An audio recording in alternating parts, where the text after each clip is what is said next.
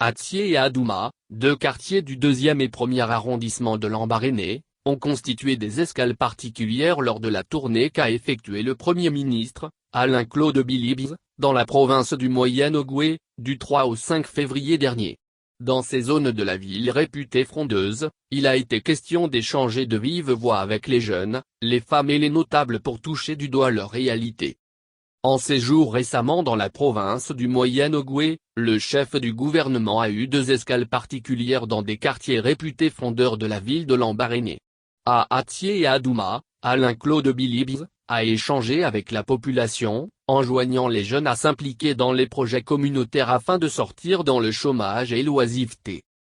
Si Atsié est le fief politique de l'opposant Séraphin Akourdavin, président honoraire de Les Démocrates, Adouma a, quant à lui, la réputation d'un quartier frondeur. En effet, à la moindre coupure d'eau ou d'électricité dans cette cité, les jeunes sont souvent dans la rue où ils érigent des barricades en vue d'exprimer leur mécontentement, le tout assorti de violentes manifestations. Invité par les habitants de ce quartier, le Premier ministre en a profité pour présenter le ministre des Travaux publics, Toussaint Koumaeman, natif de la localité. L'époque où on faisait la politique uniquement en parlant est finie. Quand on dit, on fait.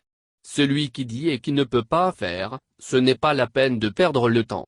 La vie est courte, par conséquent, faisons la politique en disant la vérité, a dit le chef du gouvernement, invitant la population à accompagner ceux qui peuvent les aider à régler leurs problèmes.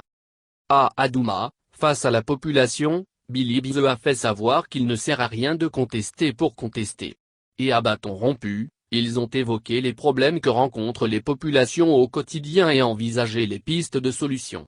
Ce qui a été magnifié par le représentant des jeunes qui a laissé entendre qu'il s'agit de la première fois qu'une autorité leur rend visite directement dans leur quartier. Dans ce sens, ils ont promis dans les deux arrondissements de renforcer la confiance, l'adhésion des habitants à la politique du chef de l'État, Ali Bongo Ondimba.